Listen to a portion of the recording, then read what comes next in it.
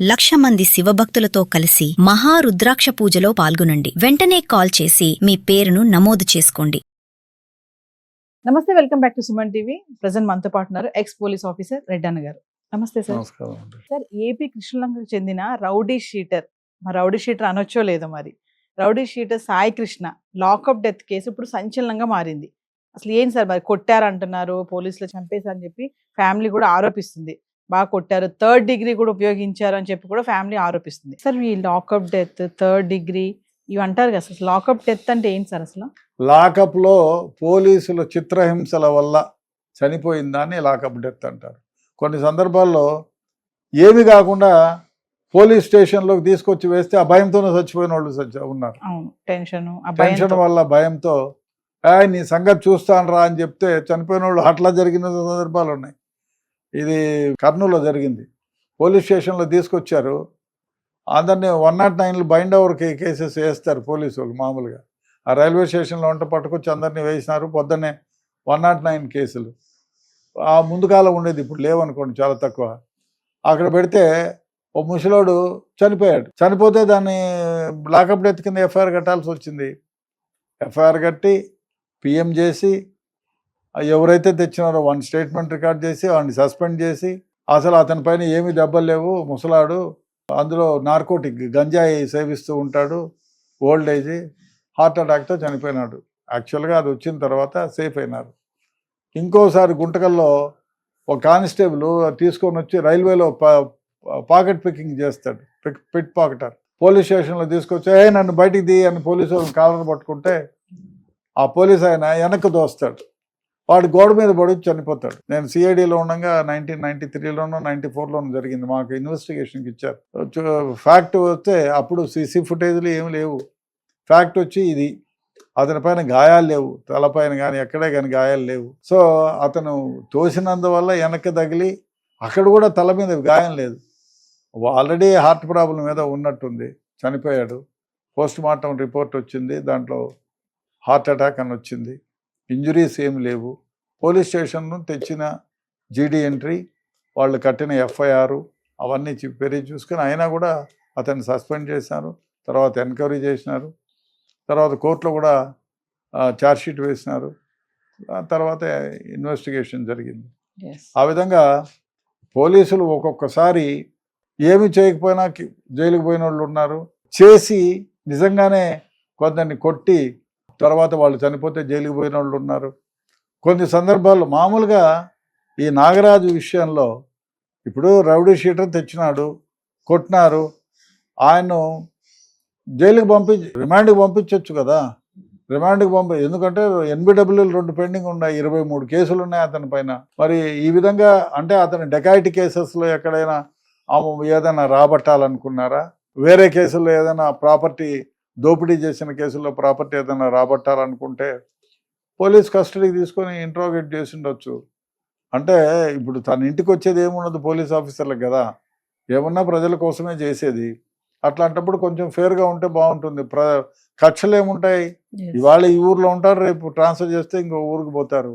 కాబట్టి ఎవరైనా పోలీసులు ఇప్పుడు ఇది ఎంతవరకు పోతుందంటే, ఈ ఇన్స్పెక్టర్ నాగరాజుని అరెస్ట్ చేస్తారు, జైలుకి పంపిస్తారు, ఆ తర్వాత అతనికి పోస్టింగ్ ఇవ్వరు, ఆ తర్వాత జైలు శిక్ష ఖరారైతే 10 ఏళ్ళు జైలు శిక్ష రావచ్చు, లేదా స్క్రీనింగ్ ఆఫ్ అఫెన్స్ కింద అదేదో చేస్తే ఇతనికి మన తమిళనాడులో లాగా శిక్ష వేయచ్చు.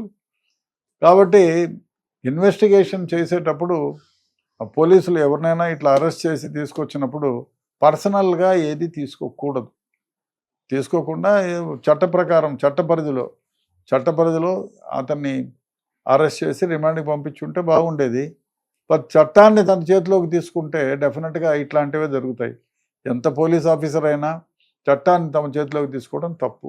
అతను నేరగాడే, రౌడీ షీట్ ఉంది, 23 కేసులు ఉన్నాయి, ఎన్బిడబ్ల్యూలు పెండింగ్ ఉన్నాయి, is wanted criminal in money cases.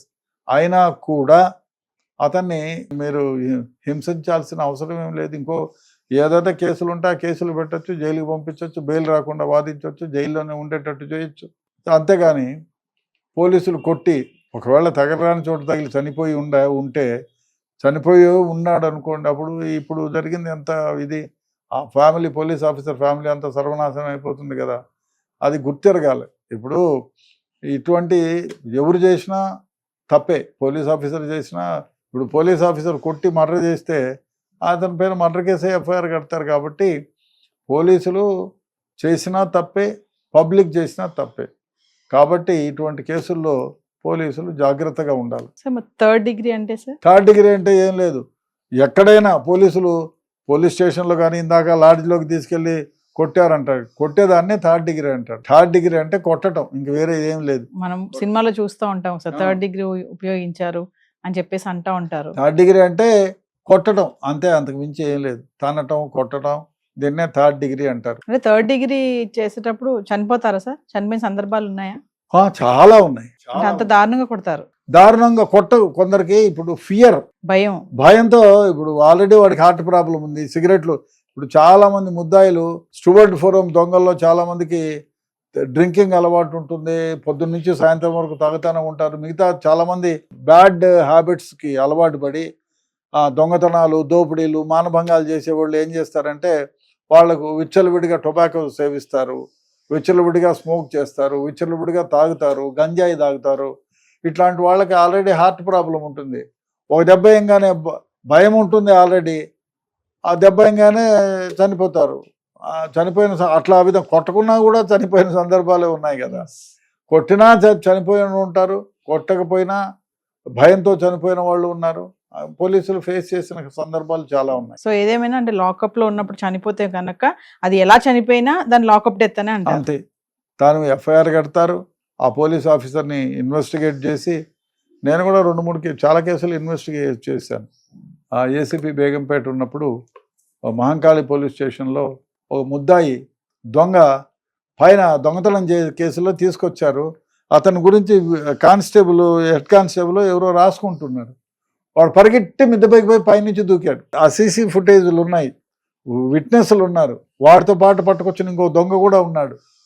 So వీడు పరిగెట్టిపోవడం, పైనుంచి దూకటం, వాడిని కాళ్ళు ఇరిగిపోయాయి. తర్వాత వాడిని హాస్పిటల్లో అడ్మిట్ చేయడం, మంకాలి పోలీస్ స్టేషన్లో అడ్మిట్ చేసిన తర్వాత వాడిని స్టేట్మెంట్ రికార్డ్ చేశారు. ఆ పరిగెత్తిపోయిండేది ఎవరో కాదు, కానిస్టేబులే. ఆయన దొంగతనాలు చేసే కానిస్టేబుల్, అయ్యో వేరే లిమిట్స్లో ఉండే కానిస్టేబుల్. అతను పోలీసులకు భయపడి ఏదో పైకి పరిగెట్టిపోయి పరుగు పోతుందని, అతను పోలీసులకు తెలీదు దొంగతనం కేసులో ఉన్నాడు, ఇన్వాల్వ్ అయినాడని చెప్తే తీసుకొచ్చారు. ఇదే హైదరాబాద్లో మహంకాళి పోలీసులు తీసుకొచ్చి అతని గురించి రాసుకుంటున్నారు. ఏమైనా ఈ స్కూటర్లో ఎన్ని దొంగతనం చేసినా ఏమీ. ఆ ఏఆర్ కానిస్టేబుల్ అనుకుంటా. సో పైనకి ఎక్కి పైనుంచి దూకినాడు. ఏకే ఖాన్ గారు కమిషనర్గా ఉన్నారు అప్పుడు. దూకితే అతన్ని హాస్పిటల్లో అడ్మిట్ చేసినారు. అతను స్టేట్మెంట్ రికార్డ్ చేశారు. నేనే భయానికి పరిగెత్తిపోయి పైనుంచి దూకానన్నాడు. అదన్నా కొద్ది రోజులు బ్రతికిన తర్వాత చనిపోయాడు ఆయన. ఆ విధంగా చెప్పలేము. Thank you sir.